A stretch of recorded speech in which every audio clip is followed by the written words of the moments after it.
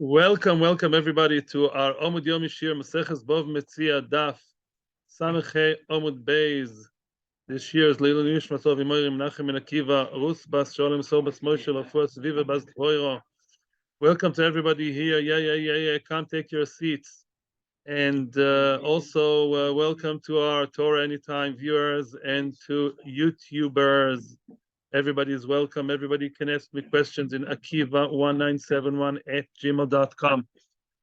Okay, so we are in Daf Samachem with Beis, and we are in really where we should be starting today is Tani Rav Safra. That's where we are. Here on the screen, it's with the blue lines. Tani Rav Safra. That's about 4 lines from the beginning of the Gemara. Rav Safra, Tani Rav Safra, ribbis-wise Rabbi Chia. I do have to correct a small mistake I made yesterday regarding the story with Rav Chama. The reason why Rav Chama's shluchim / lovim were the numbers, everything we said was right conceptually. Numbers I got a little bit wrong. Rav Chama sold the people in cheap town, in a place where the merchandise is cheap, and he sold it for them on credit, for a higher amount of money. So really, Rav Chama himself bought it for 5, for example, expects it to come back to him at 7. How would they manage that? They go to a more expensive place where it's accepted to sell and buy the same thing, to sell it actually for 7. So even if they didn't make the extra profit, which I said 7 to 8, that was the one small mistake I made. You don't have to come on to that. They actually bought it for 7, although the place where they bought it, it's normally bought by 5. So Rav Chama, in our example, by the way, the Gemara doesn't talk about numbers. It's my idea. It could be 5-7, could be 3-5, could be 10-20, whatever. But Rav Chama himself bought it for cheap, in a cheap place, and got other people to sell it in an expensive place. So the mere fact, the fluctuation between cheap place and expensive place, that's the margin of profit that he has. That was just one detail which I didn't get right yesterday, and I'm correcting myself now. Everything else, nobody's perfect. Definitely not me. Definitely not me. Thank you. Everything else I said. I stand by what I said. It's not me. It's the Gemara. The reason why it's not ribbis is not because what you said. I'm sorry. No. The reason why it's not ribbis, as we said yesterday, is as follows. It would have been ribbis. Why? Because if they were absolutely independent people and they get merchandise, whatever the merchandise is, I don't know, cheese or socks or shoes or computers, they get it for cheap on credit and expected to get more.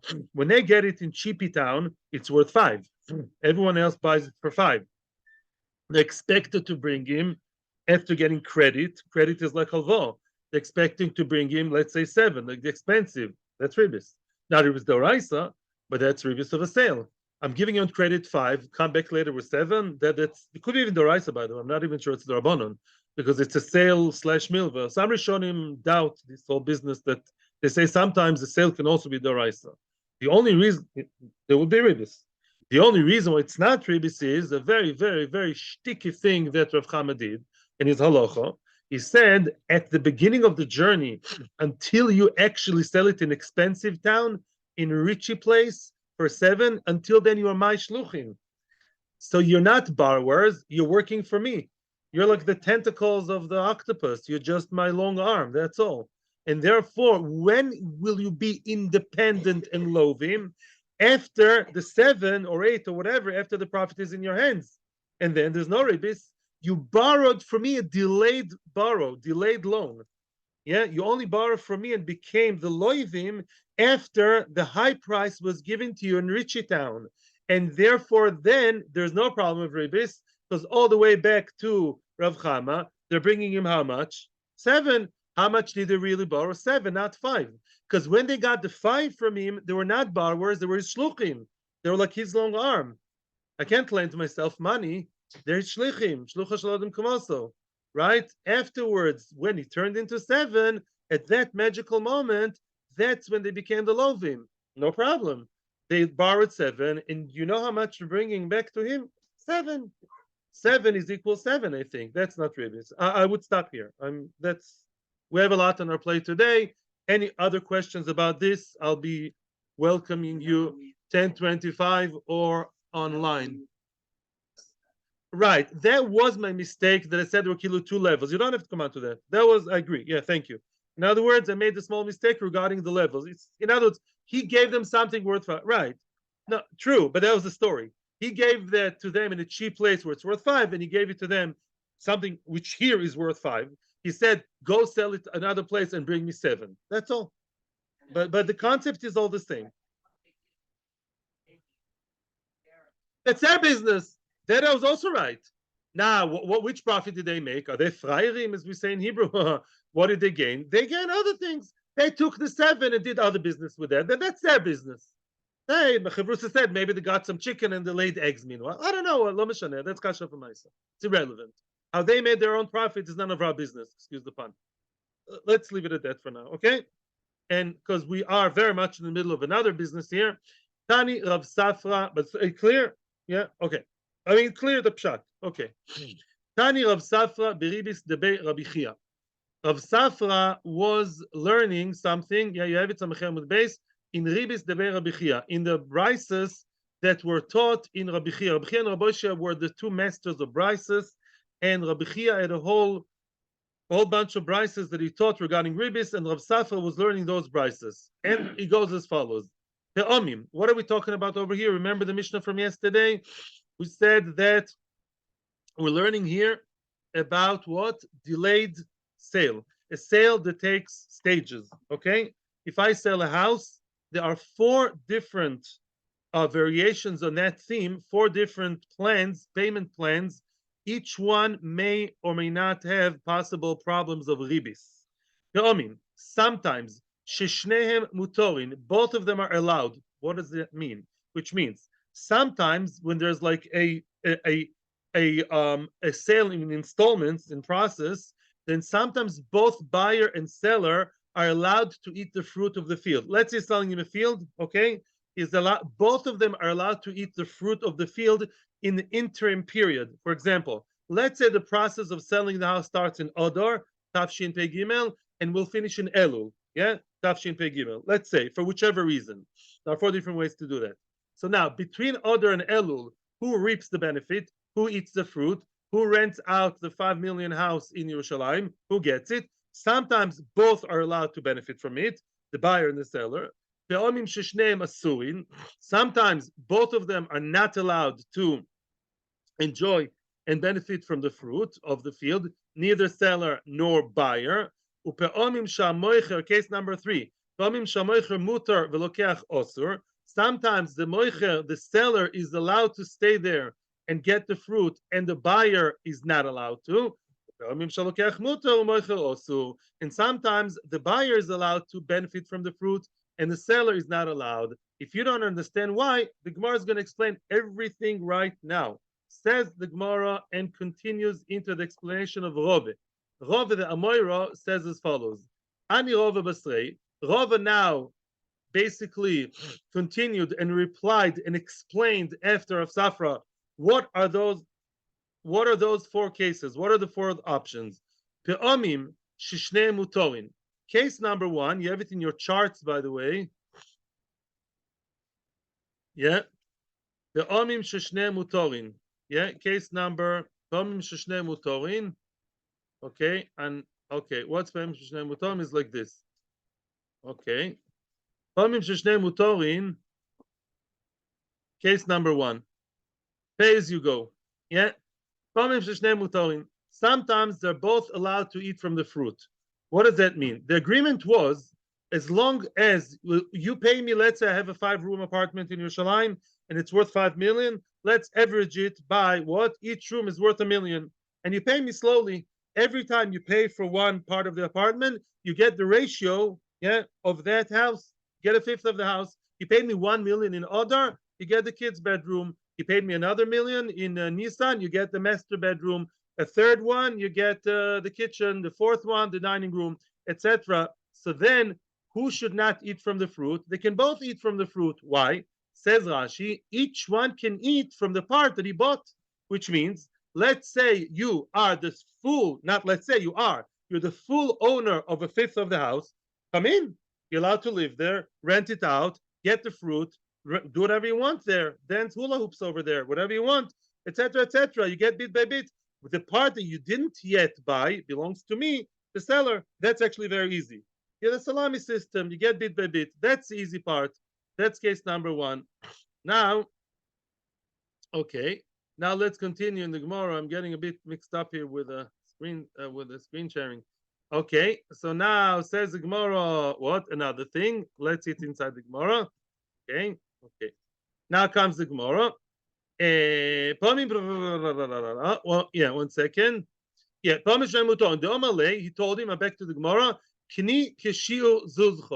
you should buy Shiur zuzcha. That's what I just told you. The shiur, the amount of your zuz. Every zuz grants you however much you bought, so you can benefit from your part, and I'll, the seller, benefit from my part as long as I'm not kicked out, as long as I'm not out of the house. All very good. Case number 2. Oh, Shnei Masurin was the most complicated case. Sometimes the worst case scenario is when neither moicher nor koine are not allowed to benefit from the fruit. What do you do with the fruit? You leave them by who, says Ravanan? A third person, escrow account. Why is it that none of them can eat and benefit from the house? Listen carefully.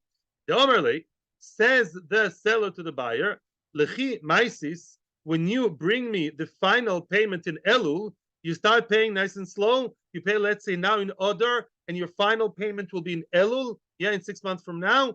Then Kni Me'achshav, then retroactively, the field will be yours. That's case number 2 in the chart. Yeah, what's going on over here? Explains Rashi, and I'll explain to you again, and hopefully the chart will make it easier for you. The story is as follows. Now, what's going to happen? There are 2 possible scenarios of what's going to happen. Yeah, scenario number 1 is, yeah, and by the way, and if you fail to pay, then the whole deal is going to fall apart. You're not secured at all. If you don't pay me down to the last dime, then it's not going to be retrospectively yours. No, the whole thing will be nothing.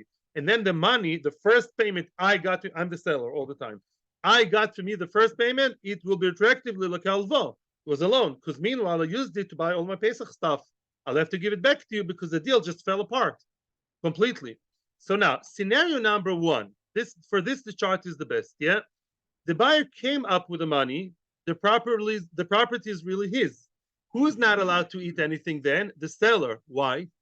Because Lamaisa, the seller was very nice and patient, right? What did the seller? He waited for the money, a garnatar. He says, I'm selling the apartment, right? It will be yours retroactively from Adar, and you're only paying in Elul. I'm waiting for to do a favor to somebody who's waiting for your money starts with an R and finishes with a ribbis. It's ribbis. And because retroactively the apartment belonged to who? To the buyer from Adar. All the food I'm eating, Adar, Nisan, Iyar, Sivan, and Tammuz, it all belongs to the buyer, and I'm eating his fruit. Why do I feel I have the privilege to eat his fruit? Because I'm nice and I waited for my money. That's ribbis. That's terrible. That's why he's not allowed to. Now, scenario number 2, the buyer didn't come up with the money. The buyer did not come up with the money. And what happened? The whole deal fell apart. And then how do you interpret now the first payment? He was really the buyer being nice to the seller, and you lent him money. Then who does the apartment belong to all the time? The seller, because the apartment was never really sold. It just fell apart. The whole thing fell through, right? And therefore what? Now, who's not allowed to benefit from the fruit? The buyer. The buyer is really a lender, because retrospectively, the first payment is now translated, is interpreted as halva. There's no deal. If I gave you money, you didn't give me anything in return, that's called the L word, L-O-A-N. That's loan.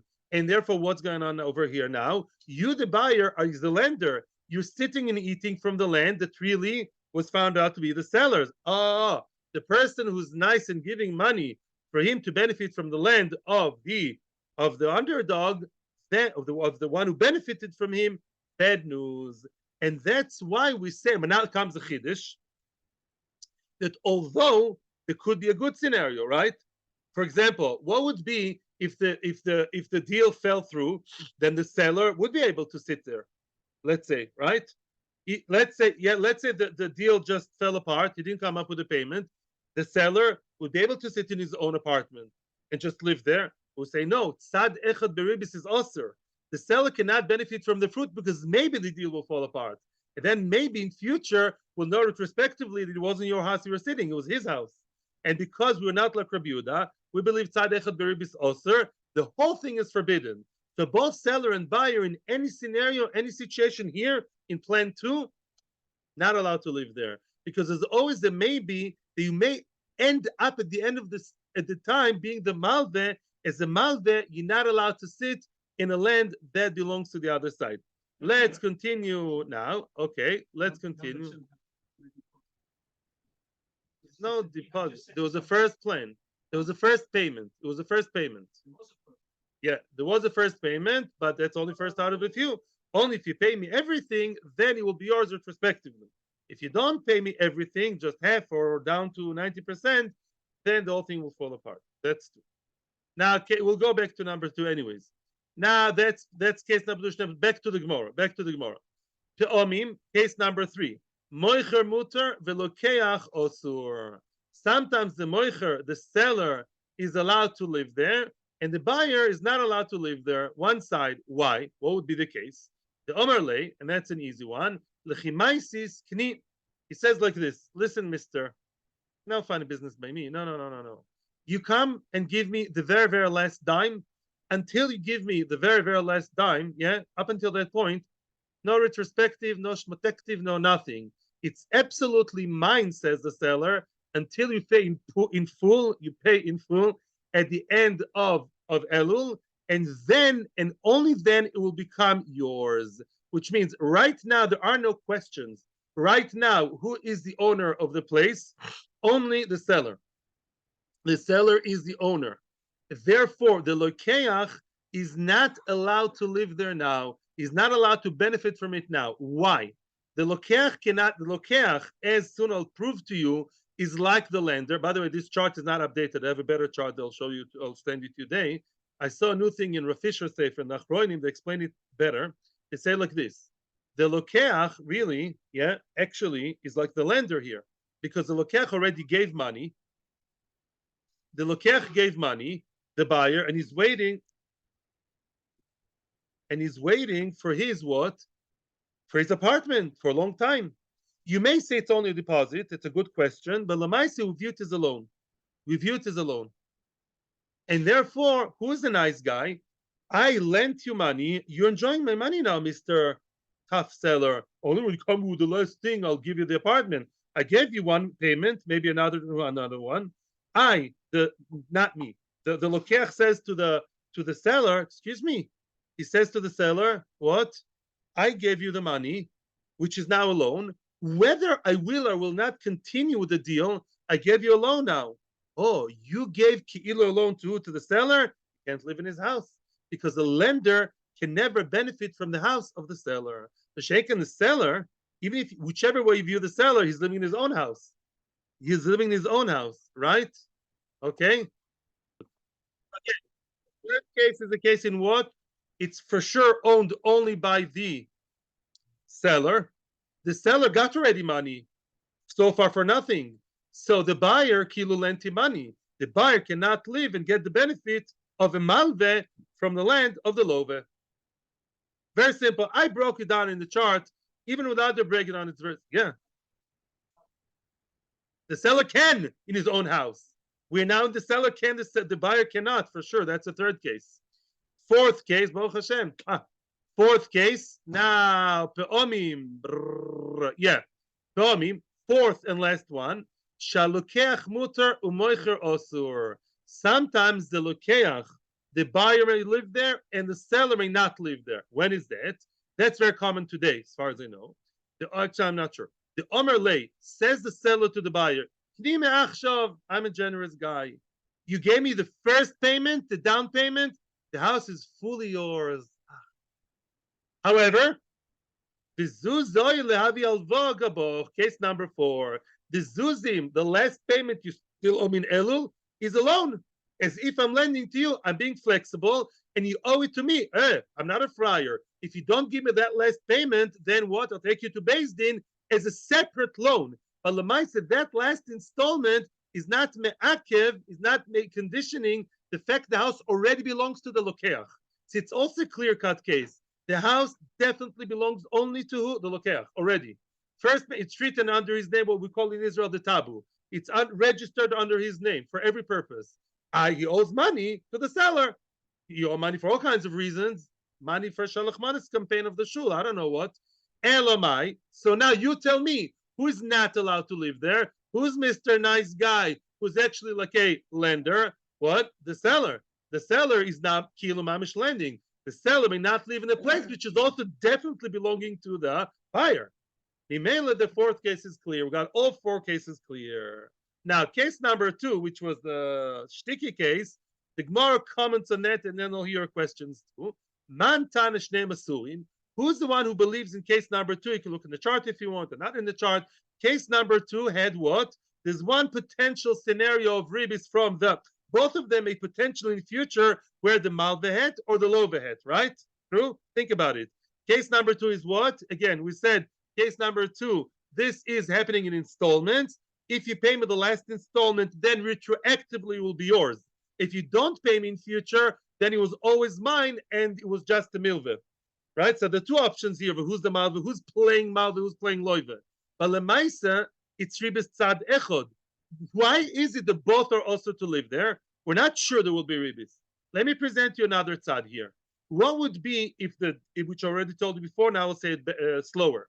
Let's say the deal will fall apart.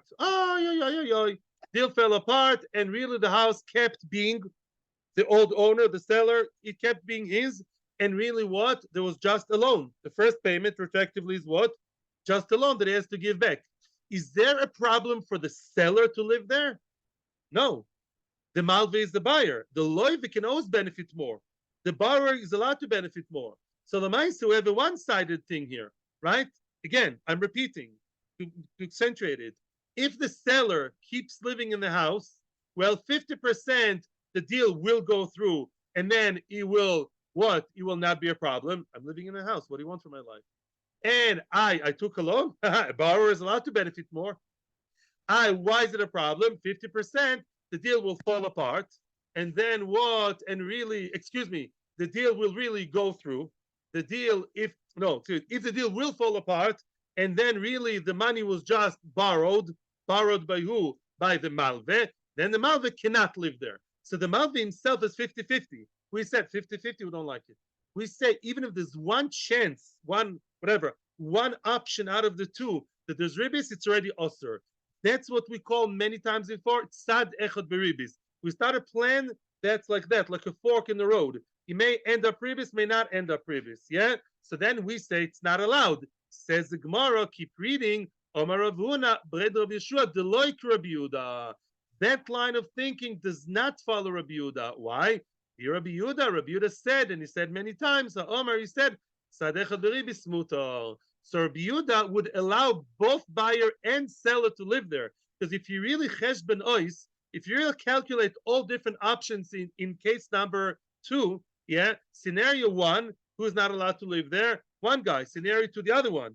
But we said, okay, we made a big cholent who said nobody's allowed to live there bichlal, ever. Says Rabbi Yehuda, no, everyone's allowed to live there. Why? Because both scenarios, there's always the guy that may not end up being there's always the guy who may end up being the loive, and the loive is always allowed to live wherever he lives, in his house. The loive is allowed to benefit more. Yeah, it's like we don't know who will become the loive, who's the malve. Well, 50%, and I'll be at the end of the story, the end of the Indian. Whoever moicher or koine, I'll be the loive. If I'm a loive, I'm okay to be there. That's what Rabbi Yehuda believes. But we don't believe in Rabbi Yehuda. We say no. We say tzad echad beribis is asur, and therefore, in that case, because in both scenarios there's one chance out of 2, one option out of 2 that you may end up being the malve. So already get out of the place. They don't live there, don't benefit from it. They don't take the fruit, and they should both put it in the escrow account. That's what we say, not look Rabbi Yehuda. Question break, and then we continue. Okay. Let's continue to the new case. Two dots, and we are in the word, the line starts with the word mutal and upala. We are again, 1 minute. Upala, 1 second. Go. Ishken loy bais. Next case. Oh, another thing I want to remind you of about yesterday about the Mishnah is what happens when a collateral, a field that came as a collateral, may end up, which every collateral can say, may end up in the hands of the lender forever if he fails to pay, right? Here we have this case, but with a red herring in there. Says the Braisa. Rashi says it's a Braisa, we'll see later. Mishken loy bais, mishken loy sode. Borrower mortgaged in the hands, mashkan shibud, in the hands of who? Obviously, the lender.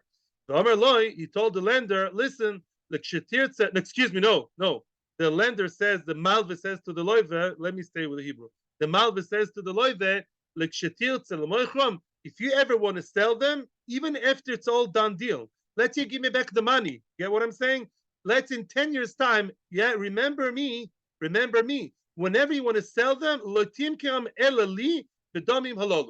means there's something very important we have to know, which we'll only know later in the Gemara, and that is, let's say the loan, in this case, the loan is less than the collateral. He lent him 900,000, and the field is worth $1 million. Million is more than 900,000.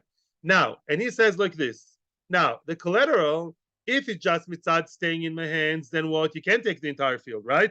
You take 900, and the other chunk leaves by the loiva. He says, no. I am twisting your arm. You need $1 million? You really need it? You're strapped for cash? I always had my eyes on that little 1 million meter machsan in Harnof, which worth $1 million. Yeah. And then what? You will sell it to me for 900. And I'll have the right of way. Says Eloive, yes, sir, because there's no choice. That is a little bit like ribbis. Yeah, that's kind of even some say the rice of the Rabbanon, it's already in the twilight. So Osur, says Rashi, what's bedomim halolu?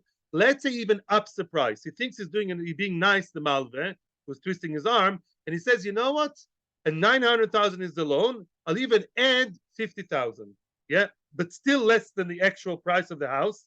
Is still what? Using the fact that he's lending money to have the right of way and get a lower price, yeah, still osur. When is it mutter? The shuvyehen mutter. It is allowed only if the malve will pay him in full, which means if we say, listen, you have 900,000, you borrowed from me, you never paid. I want your $1 million house. I'm adding another 100,000. Only then it's okay, and even then it's a chiddush. Because he's getting the right of way. Now, say the Rishonim, the loive is not mechuyev to do that. The loive doesn't have to keep by that word, by his words, because lamaisa, that is not the right kind of deal to begin with. And let's say he paid him in full, paid him the 900, right? And 10 years later, he wants to sell his house to somebody else. Comes the malva from 10 years ago, I have the right of way, You're not mechuyev. You're not mechuyev to go along with that. That's arm twisting. Elamai. Because even he may, go along with that, that's already called ribbis. Even ribbis that cannot be forced, kivyochol, is still called ribbis and it's osur. Now, mantan. So let me finish, let me continue, and then I'll be with you. Zog the Gemara, mantan bedomim halolu osur. Who's the one who says that domim halolu, which means I lent you 900, I'll be nice and add another 50, but I'm still buying your house in future, getting the rights to buy a house for less than it's worth. So really what? I'm twisting your arm, giving you less in order to get more, right? At the end of the day, which is the house. Who says that it's osur? Well, it's osur. No. Again, sad echad beribis. Same old story. The loika Rabbi Yehuda. We're not following Rabbi Yehuda here. Why? The Rabbi Yehuda Omer tzadechet beribis mutar. Rabbi Yehuda says no. Says Rabbi Yehuda, what will be if this person, the buyer, the borrower, for now he's just a borrower. He may sell his house, may not. You know what? Maybe the borrower will pay the loan in full. and maybe he'll never, ever, ever, ever, ever sell his house to nobody. You know that some people actually born and die in the same house.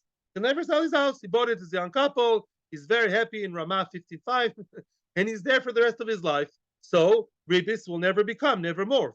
That's called tzadechet beribbis. In other words, it's an iffy kind of ribbis.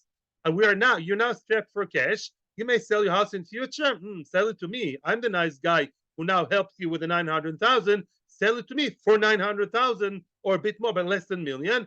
That is a problem. If what? If he ends up selling the house to him, to the twisty malve. Maybe he'll never sell it.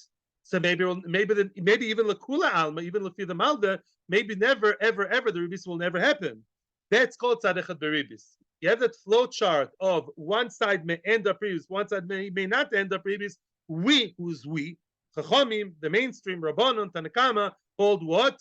Tzadechet beribbis osur. It's also, the whole thing is osur. The whole deal is treif. You want to be an aide? Osur. You want to be the lawyer who signs a net contract? Osur. Maybe with a heter iska. It's osur to do. Mashenka Rabbi Yehuda says not only it's mutter, it's super mutter. Meaning, says Rabbi Yehuda, and I don't know if I emphasize that enough. Rabbi Yehuda is saying a big chiddush. Sad echad beribis mutter, even if it will end up with ribbis, it's okay to pay the ribbis. That's Rabbi Yehuda. Wow. Yeah. Says Rabbi Yehuda, because it's a 50-50 flow chart here, maybe there, because there is chances of ribbis never happening, even if the ribbis will happen, it's a kosher ribbis. Come home and ask your family, quiz for tonight. When is ribbis allowed? According to Rabbi Yehuda, ribbis is allowed, and yes, he may give him 900 and then give him $1 million field or house for 900. That's okay according to Rabbi Yehuda, because it's not a suffix doraisa, by the way. And some Rishonim say Rabbi Yehuda only speaks in Rabbanon, some in doraisa, by the way. Even doraisa, that kind of ribbis, the Torah never forbade. It's not called ribbis k'tzutza. Ribbis k'tzutza is decided, square head, straight-laced ribbis. A ribbis of a maybe, the Torah never ever forbade. Or if you said Rabbanon never forbade it. The point I made before about not being able to charge it, I want to look again in the Rishonim and get it clear, okay? It's not so clear by me either. So I want to review that today, Bli Neder, about the being or not being able to charge ribbis, and then I'll get back to you. So if your question is not clear, to be honest, not so clear to me either. I want to get it clearer, and then I'll get back to you.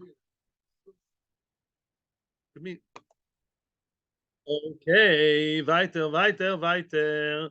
Mishken loy. Okay, Mantana. Oh, Papa, why is that coming again? Okay, 1 second. Okay, let's go. Next case. Mocher Labais. Very, very interesting case. Mocher Labais, yeah, the 2 dots. Mocher loy bais, Mocher loy sode. Okay.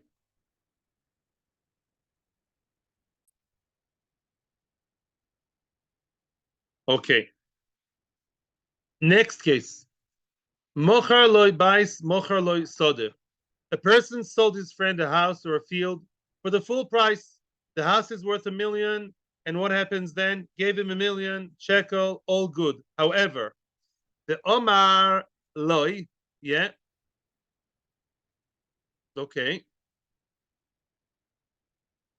1 second. Yeah. The Omar loy, and he told him, also, which means, says this is you have to hold copy. It's very easy, but there's like one tiny difference between the 2 cases. Says him to him. The question is who's talking. If the seller says, listen, this entire sale is in condition. I'm now strapped for cash. I need $1 million shekel to live. So I'm leaving my house, selling you my house, but I'm making a condition that whenever I come back with the money, with $1 million shekel to you, you will have to give me back the house. I love my house. I want to stay there. LMI, I have to what? Get rid of my house in order to get cash. Making condition. At any given moment in future, it's similar to the halacha in the Torah, although not exactly the same about Pidyon. Right? You sell a house, you can always get it back. Right? Not always, but I'm saying, I want my house back, and I'm telling you now a condition, precondition. If I come with the money, the $1 million shekel, and by the way, Mechavusa was medayik, even if later on the house is worth $1.5 million, no. I want to buy it back from 1 million. I want my house back. So it's a sale on a condition. Also, why is that osur? Why is that a problem? For who? For Mr. Seller to shed a tear, leave the house, and who's now living there? Who is now living there? The buyer. Now, who actually borrowed money, be'etzem? The seller, ki'ilu, what? No, the seller, what did he do? The seller, again, who gave money to? Of course, the buyer gave the seller. Right. Now, the seller is like a loive, right? So now the seller is not allowed to live there. Why? Because it's like a milve. If you are a loive, you can't live in the house, which is really not completely yours, right? Eventually, you'll get the million, and also a million, I think, an extra living there. That's why it's a problem. Yep. And yeah, in other words, the one living there is the one who got the money, right? He got the money, and he got the money, which will eventually may come back. So it's like a borrower. He's a borrower, and what? And he no, the one who got the money is the one who sold. The one who sold has the money. The one who sold has the money. Yeah. But Lamaisa, he may give him back the money later, meaning when Mr. Original Owner may come back with $1,000,000 shekel, he'll give him all the $1,000,000 shekel back, right? The Malve is the one living there. The Malve is actually living there. He gave money, he lent money, Keilu, and he's living there. He will get million back, and that's a condition. And also, he lived there for 10 years. Living for 10 years, that's a walk amount of what? That's a large amount of money for rent. So really, the one living there is like the Malve. He gave money, which may very much come back, very likely to come back, right? And he's still living there. Oh, you're living, that's ribbis. You're living there for 10 years, rent-free, kilo, it's yours. Plus, now don't tell me they may even it out. Doesn't always help in ribbis to take ribbis now and manage it later, as opposed to gneva or other potential averos. Not everything in the world can be fixed. That's an issue of itself. Now, what we have to continue now is to the miracle of that. Okay. Man continues the Gemara 1 second. Now, listen to the difference. What happens if the initiative came very nicely from the mouth, from the idea of who? Of the seller. No, of the buyer. The buyer. Let's say the buyer, the buyer is the one who says, I want to buy this house from you. Oh, strapped for cash, babale, mamale. I'm a nice, kind-hearted person. You know what? I'll buy the house for you, from you. And now what? I'll get the house and I'll give you money. But you know what? Once you have your money back, once you gain money, once you earn money, then please what? I'll be very happy to do what? I'll be happy to turn over the deal. And really, I'm the malva here. I'm nice and I'm giving you all the benefits, right? So kind-hearted. What am I doing now? I'm actually lending you. I'm giving you money. I'm going to be living in the house. Eventually, if you have money, give me back the money and I'll give you back the house. And that's mutar. That's allowed. Why is it allowed? It's exactly the same thing, but depends who's the one who initiated it. In the Reisha, what do we say? It's also because of ribbis. The safe is exactly the same thing, just initiated from the side of who? Of the buyer, who is like the lender, buyer-lender. Why is that okay? The Gemara is going to explain later. It's a very, very strange thing, but when you hear the answer, you'll say, aha. Okay. But first of all, we have to deal with what? You guys, you tell me. Is it complete ribbis or is it sad echad beribis?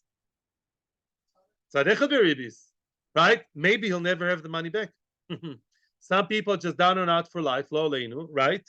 Maybe he'll never come up with the money. So maybe just there will be a done deal forever and ever, set in stone. Until the day they die, right? The rich guy will be in the house. The poor guy already spent all his money and doesn't get new money. So then, and again the Gemara says for the third time, Mantana, who is the Tana that believes in that concept of the potential ribbis? This does not follow Rabbi Yehuda. The Rabbi Yehuda says no. Ribbis that may become ribbis, may not be a deal, that may or may not become ribbis. If I get the money back, then who? I'm living there now. I'll have to evacuate the house, getting back the million. Plus, I lived there comfortably for 10 years and loved it. That's ribbis, but maybe not. Maybe not. Maybe what? Maybe the rich guy will stay there his entire life. The poor guy will never come up with $1 million just like that. He never won the lottery or got a good job, right? and therefore it will never become ribbis. Mimela, even if ribbis did happen, you're allowed to take it. But now comes the main question, the $1 million question. What's the difference whether the one selling said it or the one buying said it? The one selling is the borrower, the one buying is kilo the lender. Who cares who initiated it? Omarove, we're skipping around parentheses, as is a rule. Seifa de omerle midaite. Who's holding the cards in his hands? The follows. Midaite means if I want, yes, and if not, not. I'll do what I want, says who? Says the Malve, which means in the Reisha, explains Rashi, in the Reisha, when the person who is the seller strapped for cash, loive, if he's the one who's stipulating it, he now actually has the cards in his hands. And he said it's a condition. I'm only selling you this in condition. And not you won't be nice and smiley when I come to you. In 10 years' time, you may be loving the apartment, your kids are set in schools there, and you love the rabbi and the neighborhood and the mayor and everybody else. You won't want to live. I'm telling you now, I'll take you out of there with BSD. The whole sale is on condition, is in condition that if I come with the money, then what? Then I'll be able to reverse everything. That's not a sale, because the English expression here is actually very, very much in place. Strings attached. There are mamish strings, conditional love, conditional sale. There are strings attached to the sale. It's as if the seller is all the time holding the house on a string and the other guy's holding the money on the string. That's not a sale. It's very shaky, and that's called the L word, loan. In the Sefer, that was not the case. Mapitom. When Mr. Nice Guy comes and says, oh, I see you, and maybe really a nice guy, by the way. He comes and he says, I see you're so hard for cash. I like your apartment, let me buy it off you, I'll buy it from you. And mark my words now, if I want, if I feel like, if I'm in the mood, then maybe one day, if you have the money, I may or may not reverse the deal. That's different. Why? Because if it's up to what? To Mr. Buyer, who's now holding the money and the cards in his hands, right? And he says, listen, that's a done deal. I'm the owner in the house now. If you ever come with the money, I may rethink it because I'm nice. And maybe then when you come up with the money, I'll reverse it. That's not called reversing. The wrong English words. There'll be a whole new deal. It's a whole new deal. The first deal is a done deal. Finished. I'm the owner and you get the money, right? And I'm in the house. Done. Finished. End of chapter. Arkana Kofa Aleph, right? And now, if you ever come with money in future, there'll be a new purchase. That's not called milva. It's called a sale. Maybe in future, the sale will change. Everything changes. 50,000 people died in Turkey. They didn't expect that. A lot of things happen. Low lane in our country, things happen all the time. Sale, buy, the whole world is shaking. But that's not called a loan. We're done with that deal, Gamarnu, and that's a deal, a sale. Later on, Mr. Rich Guy, who's holding now the cards and telling you, if you have the money, okay, maybe I'll buy it back from you and reverse everything. That's now called a loan. And therefore, 1 second. And therefore, in the interim, for now, Mr. Buyer, Richie Buyer, lender, is allowed to live there to the comfort of in the comfort of his newly acquired home with no problem. Maybe later I'll get to million. There'll be a new deal. You can't say ribbis from one to the other. The two separate maisim. Yes. That's not the conditional sale. You got it. Very good. That's not called the conditional sale. Even though we know that it may happen. Okay. We'll see more in the next two exactly when do we say conditional or not. But you got the point. Very good. Very good. You just hit the nail on the head. Excellent. Because if I want, condition is not if I feel like. The sale on condition means the whole sale is on condition. If I say I may or may not, it's not conditional. Excuse me 1 second, if you tell me, listen, Akiva, I don't know what, I'll come to Shiur tomorrow.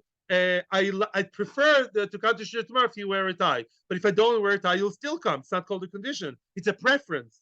You'll still come to Shiur with or without a tie. Excuse the foolish example. Yeah, right? It's preferred. It may happen in future, but it's not a condition. So the deal is done. It's sold, finished. The fact that maybe things will change later, that's a new Maisa. Obviously, who's arranging the one who is now the buyer? who's now the lender buyer, Mr. Money, who's buying the money. He's actually not a lender now. Excuse me. Now he's not called a lender. He's only a buyer. I bought it from you, Gamarnu. If you come in future and you offer me money and I'm not so hot in the apartment, I hope to. If I want to, I will. That's not called condition because he may or may not. What? Oh no, yeah. Even if the whole thing is in writing, it's in writing that he may want, but it's still not considered a condition. Right? Seder. Depends what he's. No, not true. No. Exactly. Depends what he wrote. If they wrote it's a condition, he can take him to court. In the second case, he can write that if the buyer comes and he puts a clause because his lawyer told him, and the Gemara says, if you come with the money, and if I am interested, I'll reverse it, then he can't take him to court. Because he'll tell court, I'm not interested. Yes. Even in writing, depends what he writes. Continues the Gemara. Another case, which is a real life case actually, and up until now the theoretical cases, this is a real life case, and that real life case is, as we're going to see soon, connected to what we just saw now about the conditional or the non-conditional sale. Says the Gemara as follows: there was a story. There was a man, the Zabin le'ara lechavre. Yeah, Zabin, he sold land to his friend shalom b'achrayus, without achrayus, which means he actually stated in the shtar, says Rashi, no warranty, no guarantee, no responsibility, which means if anybody comes and knocks on your door and says that the house that you just bought is mortgaged, is meshubad, don't come to me. I'm out of it. Haha. That was a condition. He bought it for cheaper. It may happen. Why did he buy it? Because he bought it. He loves the house. He's a risk taker. And Lamaisa, he bought a house clearly state with no guarantee. You know what happened later? After, and that I have to stress, after the deal was done, Kivyochol, Chazye, the seller, saw that the buyer, he saw that the buyer, he said, the buyer felt, oh, I'm a friar. Ever happened to you? You signed something with a lawyer, you did a deal, what? And why was that was not the good deal. He felt sour, said, Omer Lei, comes the seller to the buyer, Amayatzivas, why are you sad? He like, Benodom Lechavero, you see a sad yid. Why are you sad? Why? Because he bought without a price. Don't worry. Itarfu laminoch. If the thugs, if the sharks come, the Malvim come and take the field away from you, Magvin alach, I promise you, Ba'alpeh, that I'll give you a chrayas. I'll compensate you. Shufra shivcha uperi. Remember in Daf Tesvav we had that. I'll give you full guarantee. I'll give you the best field I have. And even if you manage to meshabeach and have new fruit in the field, which means, let's say he bought him a field, and in that field he built a 5-star hotel. Oh, that's worth much more. I'll pay you for the 5-star hotel. Any investment you do, and they take the whole thing, I'll reimburse you in full. Nice. What a nice guy.